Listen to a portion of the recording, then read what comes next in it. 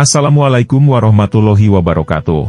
Sobat Ahsan yang dirahmati oleh Allah. Abu Nawas, yang tidak diundang ke istana untuk upacara pemberian nama bayi lelaki yang diselenggarakan oleh Baginda Sultan, nekat datang. Ia tidak setuju dengan nama Fulan yang akan diberikan kepada bayi itu. Biasanya orang yang bernama Fulan itu bodoh, katanya. Kepada Sultan yang memergoki dintara para orang besar yang diundang, Abu Nawas bertanya, tidak bolehkah nama itu diganti?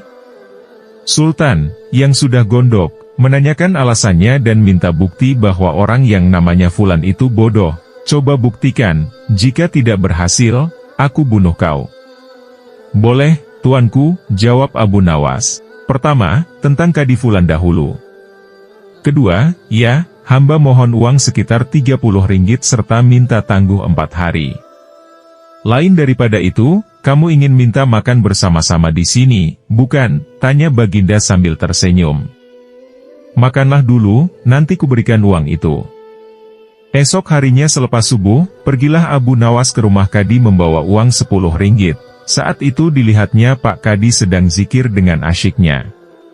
Setelah memberi salam ia pun duduk di samping Kadi. Ketika Kadi itu memejamkan mata, Abu Nawas segera menyelipkan uang ke bawah sajadah si Kadi.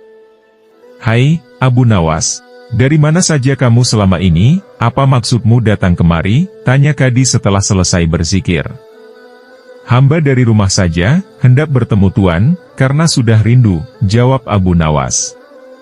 Ketika sedang bercakap-cakap itu, Abu Nawas tertawa terbahak-bahak seorang diri, tentu saja Pak Kadi terheran-heran.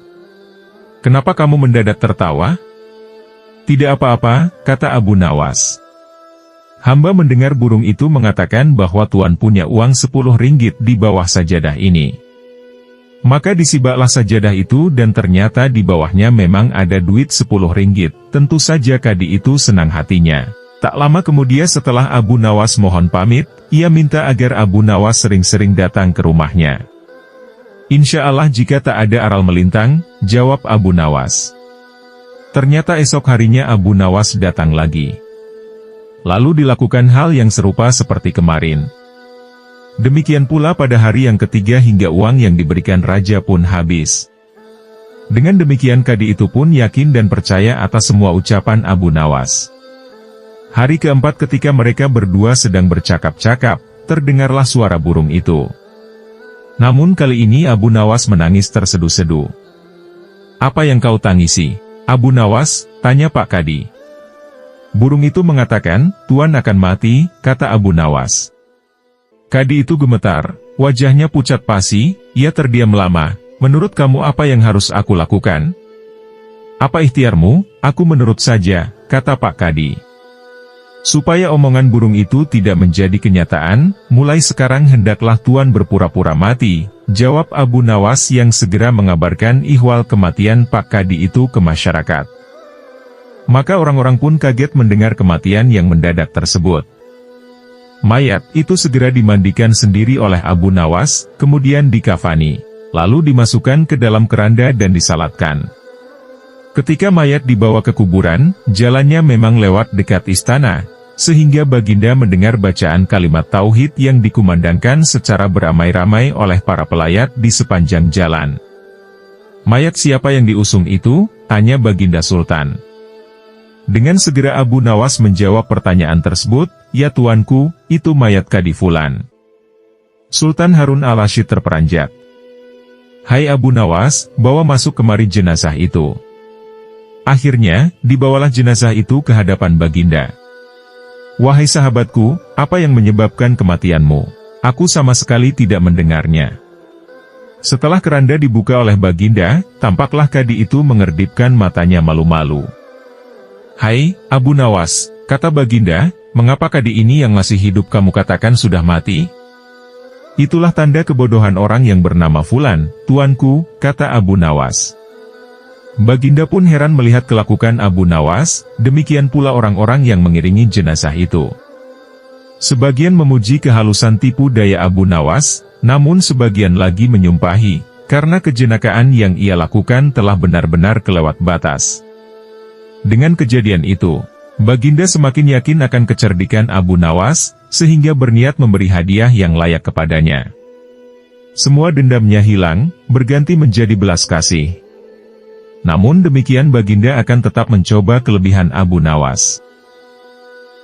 Di mata Khalifah Harun al-Rasyid figur Abu Nawas memang lihai, dia tidak hanya lucu tetapi juga bijaksana sehingga tidak dapat dipandang enteng.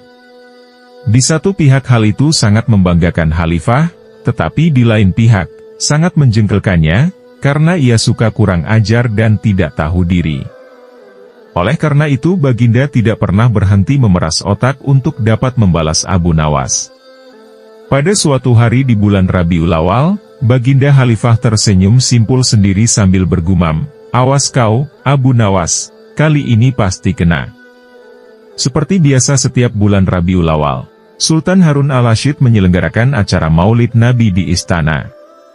Pada saat itu semua pembesar negeri hadir termasuk putra-putra mahkota dari negeri-negeri sekitarnya, tapi Abu Nawas tidak tampak. "Panggil dia kemari," perintah Khalifah kepada punggawa. Setelah Abu Nawas datang menghadap, dimulailah acara hari itu. Semua hadirin dipersilahkan berdiri, kemudian masing-masing disirami air mawar yang menebarkan bau sangat harum, kecuali Abu Nawas. Ia disiram dengan air kencing. Sadarlah Abu Nawas, bahwa dia dipermalukan Khalifah di depan para pembesar negeri. Ia bungkam 1000 basa, namun di dalam hati ia berkata, "Oke, Khalifah, hari ini kau beri aku kuah, esok akan kubalas kamu dengan isinya." Selesai upacara, semua orang pamitan kepada Baginda dan pulang ke rumah masing-masing. Begitu pula dengan Abu Nawas. Sejak itu Abu Nawas tidak pernah menginjakkan kakinya ke istana. Tak kurang Khalifah pun rindu berat kepadanya. Karena bagaimanapun Abu Nawas selalu dapat menghibur hatinya. Ada saja celotehan-celotehan Abu Nawas yang membuat suasana balairung jadi hidup. Ketika Khalifah memanggilnya, Abu Nawas tidak bersedia memenuhi panggilan itu, dengan alasan sakit, meski panggilan tersebut disampaikan terus-menerus. Setiap kali punggawa datang setiap kali itu pula Abu Nawas bilang sakitnya makin serius. Baginda pun khawatir dengan sakitnya Abu Nawas, maka ditengoknya Abu Nawas ke rumahnya diiringi beberapa orang petinggi kerajaan. Mendengar Khalifah menuju ke rumahnya, Abu Nawas buru-buru pasang aksi. Mata terpejam, badan tergeletak lemah lunglai. Namun sebelum itu ia telah menyuruh istrinya menyiapkan obat magjun, ramuan obat yang dibuat seperti dodol bulat, dan 2 butir diantaranya dibubuhi tinja. Abu Nawas menelan sebutir obat itu ketika Baginda sudah sampai di depannya. "Hai Abu Nawas, apa yang kamu telan itu?" tanya Khalifah. "Inilah yang disebut obat magjun," jawab Abu Nawas masih dalam posisi telentang. "Resepnya hamba peroleh tadi malam lewat mimpi. Seorang tua menghadap hamba dan berpesan agar obat magjun ini hamba telan 2 butir, niscaya sembuh." Setelah Abu Nawas menelan sebutir lagi dan tampak badannya segar layaknya orang sembuh dari sakit. "Kalau begitu aku juga mau makan obat magjun itu," kata Khalifah. "Baiklah, tuanku," kata Abu Nawas. "Bila Paduka akan menelan obat ini, hendaklah berbaring seperti hamba sekarang ini, tidak boleh sambil duduk, apalagi dengan berdiri." Maka Baginda pun berbaring. "Pejamkan mata tuanku," kata Abu Nawas. Begitu mata Sultan terpejam, Abu Nawas cepat-cepat memasukkan butiran magjun itu ke mulut Khalifah. Tiba-tiba Khalifah bangkit karena obat itu menyangkut di batang tenggorokannya. Sambil membelalakan matanya, Sultan berkata keras-keras, "Hai, Abu Nawas, kamu beri aku makan tinja ya?" Maka Abu Nawas pun menghormat sambil berkata, "Dulu Baginda memberi hamba kuahnya, sekarang hamba memberi Baginda isinya. Jikalau Baginda tidak memberi hamba uang 100 dinar, kejadian ini akan hamba ceritakan kepada halayak ramai."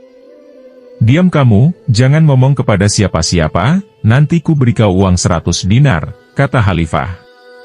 Setelah itu Khalifah dan semua pengiringnya kembali ke istana, menyiapkan pundi-pundi berisi uang 100 dinar. Seorang pendeta dan seorang rahib berencana memperdayai Abu Nawas. Rencana pun disusun rapi dan mereka segera bertandang ke rumah Abu Nawas yang disambut baik oleh yang empunya rumah. Kami ingin mengajakmu melakukan pengembaraan suci, wahai Abu Nawas. Kami berharap engkau tidak keberatan dan dapat bergabung bersama kami, ujar si rahib sambil melirik pada kawan di sebelahnya. Baiklah, kita bertemu di warung teh besok, ujar Abu Nawas. Demikianlah keesokan harinya Abu Nawas beserta dua orang yang mengajaknya ini berangkat bersama. Mereka berpakaian dengan cara yang khas. Abu Nawas dengan pakaian sufi, si pendeta dengan baju kebesarannya, dan si rahib dengan pakaian keagamaannya. Di tengah perjalanan mereka bertiga mulai merasa lapar. Hai Abu Nawas, karena kita sudah lapar dan kebetulan kita tidak membawa bekal, ada baiknya engkau mengumpulkan derma untuk membeli makanan bagi kita bertiga. Kami berdua akan melakukan kebaktian, ujar si pendeta. Tanpa berpikir panjang, Abu Nawas langsung beranjak pergi mencari dan mengumpulkan derma dari satu dusun ke dusun yang lain. Setelah dirasa derma yang diterima mencukupi, Abu Nawas langsung membeli makanan yang cukup untuk mereka bertiga. Abu Nawas pun kembali kepada dua temannya yang tengah melakukan kebaktian. Mari kita bagi makanan ini sekarang juga, ujar Abu Nawas yang memang sudah sangat lapar. Tanya Abu Nawas. Besok pagi, ujar si pendeta gembira. Jangan dibuka sekarang, karena kami sedang berpuasa, ujar sang rahib. Tapi aku hanya akan mengambil bagianku saja, sedang bagian kalian terserah kalian, ujar Abu Nawas. Aku tidak setuju, kita harus seiring seirama dalam berbuat apapun, ujar si pendeta. Betul, aku juga tidak setuju, karena waktu makanku besok pagi, ujar si rahib yang ahli yoga menimpali. Tentu saja Abu Nawas sangat usar mendengar pernyataan kedua orang itu. Perutnya yang keroncongan memaksanya kembali memprotes. Bukankah aku yang kalian suruh mencari derma dan sudah kukumpulkan derma itu dan sekarang telah kubelikan makanan? Mengapa kalian tidak mengizinkan aku mengambil bagianku sendiri? Sungguh tidak masuk akal, ujar Abu Nawas memprotes. Namun dua orang itu tetap teguh pada pendiriannya sekalipun Abu Nawas dengan segala macam cara menjelaskan tetap saja si rahib dan pendeta bergeming. Hal ini membuat Abu Nawas dongkol bukan main, tapi karena dirasa tidak ada gunanya menentang dua orang yang sudah bersekongkol itu, Abu Nawas pun memilih diam. Bagaimana kalau kita buat perjanjian, ujar sang pendeta tiba-tiba. Perjanjian apa? Tanya Abu Nawas. Kita adakan lomba, siapa yang nanti malam bermimpi paling indah, maka dia berhak atas bagian makanan yang lebih banyak. Sedang yang kedua mendapat bagian lebih sedikit. Sedang yang mimpinya tidak indah mendapat bagian makanan yang paling sedikit, ujar pendeta dengan cerdiknya. Karena sudah dongkol dan kesal, Abu Nawas menyetujui saja perjanjian itu. Begitu pagi sudah tiba, mereka bertiga sudah bangun. Dengan sangat antusias si rahib lalu menceritakan mimpinya. Luar biasa. Semalam aku bermimpi indah sekali. Aku memasuki sebuah taman yang mirip sekali dengan nirwana. Aku merasakan suatu kenikmatan dan keindahan yang belum pernah kurasakan seumur hidupku, ujar rahib dengan gembiranya. Mimpimu sangat menakjubkan, saudara rahib. Sangat menakjubkan, ujar si pendeta dengan agak berlebihan. Mimpiku pun tak kalah indahnya, ujar pendeta, aku seolah-olah menembus ruang dan waktu. Aku menyusup ke masa silam di mana pendiri agamamu hidup. Dan sungguh sangat membahagiakan aku bertemu dengannya dan kemudian aku diberkati olehnya, ujar sang pendeta dengan gembiranya. Seperti tadi, kini giliran rahib memuji-muji mimpi si pendeta. Sementara Abu Nawas diam saja melihat kelakuan dua orang yang memang bersekongkol memperdaya dirinya itu. Hai Abu Nawas, kenapa kau diam saja? Apa mimpimu semalam? Apakah seindah mimpi kami? Ujar si rahib dan pendeta hampir bersamaan. Abu Nawas yang sudah tahu dirinya tengah dikerjai, hanya berujar pelan. Kawan-kawanku sepengembaraan. Kalian tentu mengenal Nabi Daud As. Beliau adalah nabi yang ahli berpuasa. Tadi malam aku bermimpi bertemu dan berbincang-bincang dengannya. Beliau menanyakan apakah aku berpuasa atau tidak. Karena aku belum makan dari pagi, maka aku bilang saja bahwa aku berpuasa. Tidak tahunya beliau menyuruhku berbuka karena hari sudah malam. Tentu saja aku tidak berani membantah perintah seorang nabi. Makanya aku bangun dan langsung menghabiskan semua makanan, ujar Abu Nawas dengan santainya.